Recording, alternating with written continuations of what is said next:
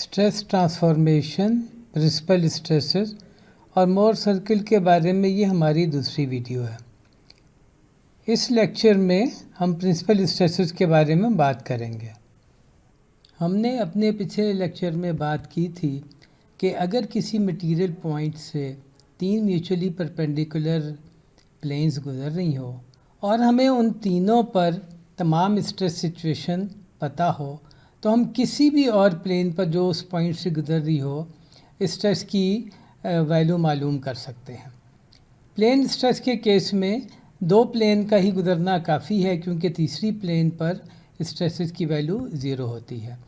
यानी कि जिस तरह ये आपके सामने है कि अगर हमें सिग्मा वाई, सिग्मा एक्स और टाउ एक्स वाई पता हो, तो किसी भी थीटा के लिए हम सिग्मा एन और टाउ एन टी मालूम कर सकते हैं। आपकी याद दहानी के लिए ये एक्स प्लेन है, क्योंकि इसमें जो आउटवर्ड नॉर्मल है वो एक्स डायरेक्शन में है। ये वाई प्लेन है, क्योंकि इसका आउटवर्ड नॉर्मल वाई डायरेक्शन में है। और इसको आप एन प्लेन कह सकते हैं, क्योंकि इसका आउटवर्ड नॉर्मल जो है वो एन डायरेक्शन में है। और एक्स प्लेन और एन प्लेन में जो एंगल है वो थीटा है। थीटा हमें कभी गिवन होगा और कभी हम इसको किसी वैल्यू के तौर पर मालूम भी करेंगे। तो थीटा की वैल्यू चूँकि चेंज हो सकती हैं और बेशुमार वैल्यू हो सकती हैं, तो हर वैल्यू के लिए हम जो है नॉर्मल स्ट्रेस और शेयरिंग स्ट्रेस निकाल सकते हैं। तो हम इंटरेस्टेड होते हैं कि वो जो बेशुमार वैल्यू सिग्मा एन और टाउ एन टी की हो सकती हैं, उनमें से मैक्सिमम वैल्यू कौन सी है और वो थीटा की किस वैल्यू के लिए होगी। तो जो पिछली गुफ्तगू हमने की उसमें हमने ये सिग्मा एन और टाउ एन टी की रिलेशनशिप निकाली हुई है। इसके राइट हैंड साइड पर जो तमाम चीज़ें हैं वो हमें नोन है, यानी कि sigma x, sigma y, tau x y और थीटा। मैक्सिमम स्ट्रेसेस को हम प्रिंसिपल स्ट्रेसेस भी कहेंगे। हमारी दिलचस्पी दो चीज़ों में है। पहली चीज़ है कि वो प्लेन यानी कि थीटा की वो वैल्यू जिस पर नॉर्मल और शेयरिंग स्ट्रेसेस मैक्सिमम या मिनिमम है। ये दो अलग अलग प्लेनें भी हो सकती हैं कि नॉर्मल के लिए अलग और शेयरिंग के लिए अलग, और ये दो अलग अलग सेंस में भी हो सकती हैं कि मैक्सिमम के लिए अलग और मिनिमम के लिए अलग। तो ये चीज़ हम अपने जहन में रखेंगे।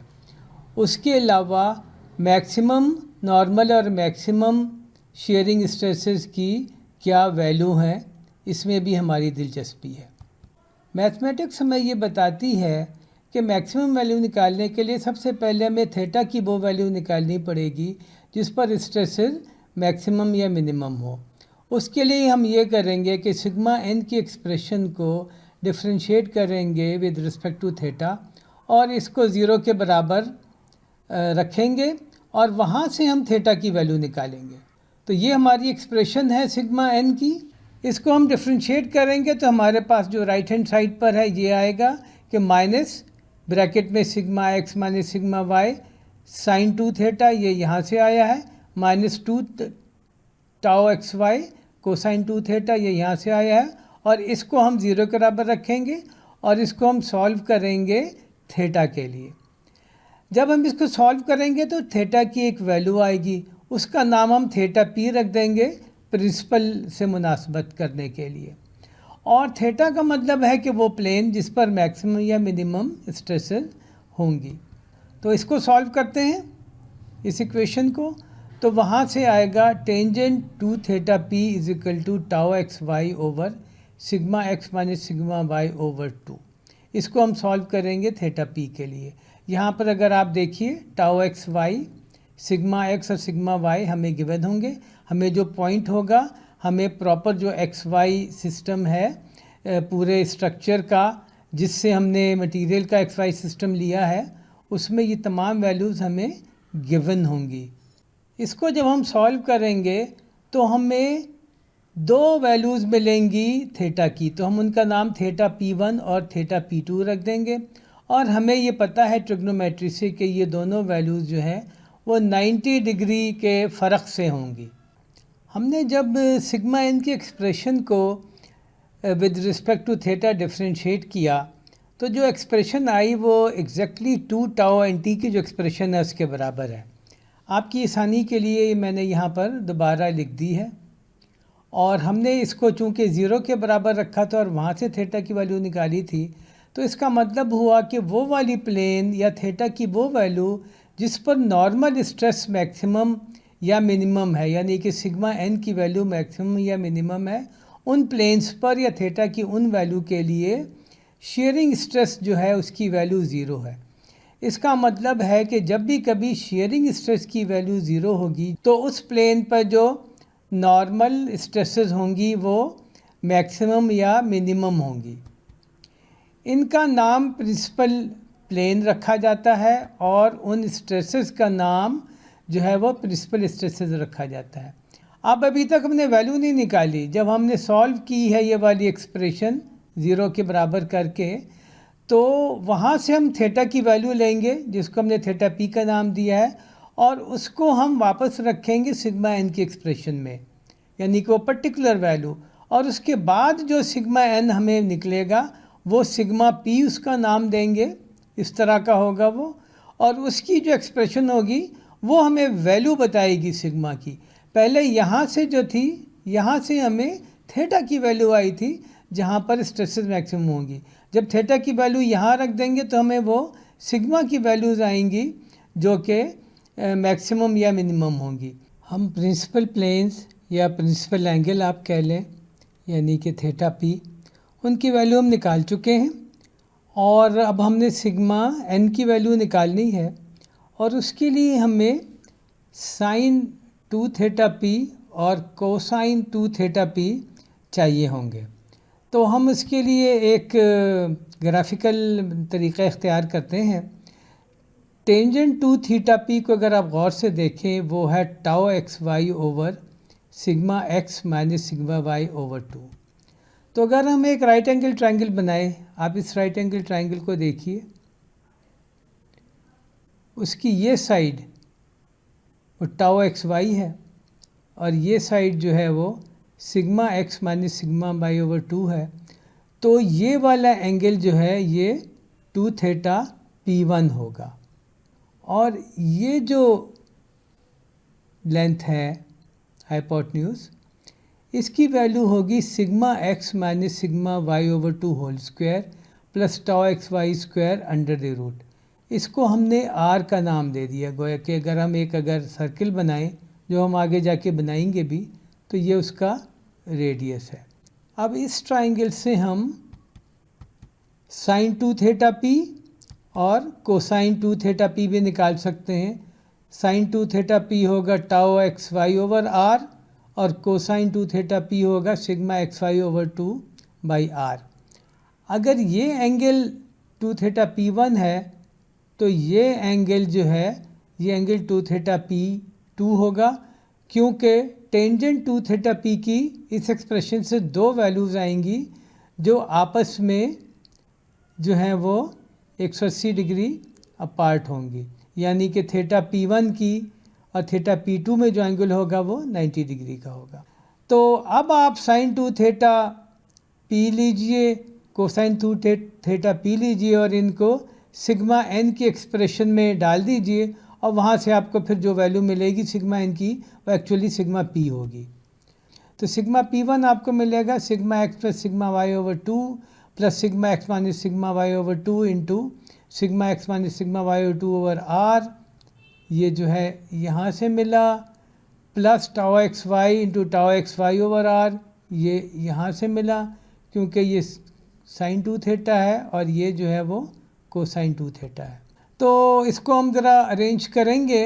P1 की वैल्यू मिलेगी sigma x plus sigma y over 2 plus 1 over r, ये कॉमन ले लेंगे, और ये हो जाएगा sigma x minus sigma y over 2 whole square plus tau x y whole square, और आर की वैल्यू हमें पता है कि आर की वैल्यू ये है।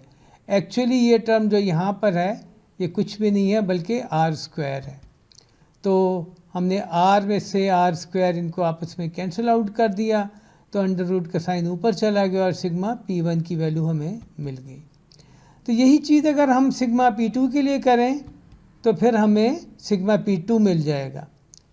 यानी कि थीटा P2 रखें तो हमें सिग्मा P2 मिल जाएगा। उसमें फ़र्क सिर्फ ये है कि यहाँ पर प्लस था तो यहाँ पर माइनस होगा। गोया हमने सिग्मा P1 और सिग्मा P2 नोन टर्म्स में निकाल लिया। राइट हैंड साइड पर आप देखिए सिग्मा x, सिग्मा y और टाउ एक्स वाई हमें पता है, गिवन है। और वो ये तो वैल्यूज़ हैं सिग्मा की, और जो प्लेन्स है यानी कि एंगल या प्लेन्स वो हमें यहाँ से हमें पता है। यहाँ पे भी अगर आप गौर से देखें तो टाउ एक्स वाई और सिग्मा x और सिग्मा y हमें पता है। इसी चीज़ को हम ग्राफिकली भी दिखा सकते हैं। सिग्मा P1 और सिग्मा P2 की वैल्यूज़ ये हैं। प्लस के साथ जो होगा वो सिग्मा P1 होगा और माइनस के साथ जो होगा वो सिग्मा P2 होगा। और थीटा P1 की दो वैल्यूज़ हमें यहाँ से मिलेंगी। और इसको अगर ग्राफिकली देखें तो ये सिचुएशन होगी। ये हमारा ओरिजिनल पॉइंट है और इसका जो एक्स वाई सिस्टम है वो हमारे स्ट्रक्चर से हमने निकाला हुआ है, यानी कि जो स्ट्रक्चर के बड़े स्ट्रक्चर के जहाँ से पॉइंट निकाला है वहाँ पे जो एक्स वाई सिस्टम है ये वही है। सिग्मा एक्स, सिग्मा वाई और टाउ एक्स वाई की वैल्यूज़ जो है हमने अपने फार्मूलों से कैलकुलेट की हुई। और जब इन एक्सप्रेशन में हम चीज़ों को डालेंगे और थीटा P1 और थीटा P2 की वैल्यू निकालेंगे और सिग्मा P1 और सिग्मा P2 की वैल्यू निकालेंगे तो ये ऐसा ही है कि हमने एक्स एक्सिस को थोड़ा सा रोटेट कर दिया, या यूँ समझें कि इस पॉइंट को थोड़ा सा रोटेट कर दिया है थीटा P1 अमाउंट में, यानी कि थीटा P1 जितना है उतना हमने रोटेट कर दिया है। तो इस फेस पर जो स्ट्रेस होगी, नॉर्मल स्ट्रेस, वो सिग्मा P1 होगी। और इस फेस पे जो स्ट्रेस होगी जो कि 90 डिग्री है, यानी कि ये अगर इसको नाम हम P1 प्लेन का दें तो ये P2 प्लेन है। इसी तरह ये P1 प्लेन है और ये P2 प्लेन है। तो इसका नाम दें, इस पर अगर हम देखें तो जो स्ट्रेस, नॉर्मल स्ट्रेस लग रही है वो सिग्मा P2 है। सिग्मा P1 और P2 की वैल्यू यहाँ से आएंगी। ये एंगल जो थीटा P1 और थीटा P2 है वो वैल्यू यहाँ से आएंगी। और यहाँ ये बात जहन में रहे कि सिग्मा P1 जो ये है वही ये है, और पॉजिटिव होगा तो ये टेंसाइल होगा, नेगेटिव होगा तो कंप्रेसिव होगा। जो P1 की वैल्यू ये है वही सिग्मा P1 की वैल्यू है। और ये इस पॉइंट को आप जितना मर्जी रोटेट करें, थीटा की जो वैल्यू भी मर्जी इसमें डाल के देखें ये सिग्मा P1 और सिग्मा P2 ये मैक्सिमम या मिनिमम स्ट्रेसेस हैं। दूसरी बात यह है कि इन प्लेन्स पर जो शेयरिंग स्ट्रेस की वैल्यू ज़ीरो होगी, ये भी एक निशानी है कि जब भी शेयरिंग स्ट्रेस की वैल्यू ज़ीरो हो तो वो प्रिंसिपल प्लेन होती है और उस प्लेन पे जो नॉर्मल स्ट्रेस होती है वो प्रिंसिपल स्ट्रेस होती है। एक चीज़ और यहाँ पर कवर हम करना चाहेंगे कि ये जो तीसरी प्लेन है, यानी कि जो ये Z एक्सिस है, जो Z प्लेन है, Z प्लेन पर शुरू से ही हमें पता है कि इस पर कोई भी स्ट्रेस एक्ट नहीं कर रही, यानी कि ना यहाँ कोई सिग्मा है ना यहाँ कोई टाउ है। तो एक्चुअली ये भी एक प्रिंसिपल प्लेन है। अगरचा ये पॉइंट 2D है लेकिन कोई चीज़ उस तरह 2D नहीं होती। अगर इसको 3D कंसिडर करें तो तीसरी प्रिंसिपल स्ट्रेस जो है वो ज़ीरो है, जो कि यहाँ पर हमने शो भी की हुई है। और तीसरी जो प्रिंसिपल प्लेन है वो Z प्लेन है, प्लेन स्ट्रेस के केस में। Thank you very much. उम्मीद है आपको ये लेक्चर पसंद आया होगा। अगले लेक्चर में हम मैक्सिमम शेयरिंग स्ट्रेस कैसे निकालनी है और उनका मैक्सिमम नॉर्मल स्ट्रेसेस और जो ओरिजिनल स्ट्रेसेस हमारी हैं, जो जहाँ से हम अपना प्रॉब्लम शुरू करते हैं, तो उनसे उनका क्या रिलेशनशिप है उस पर बात करेंगे।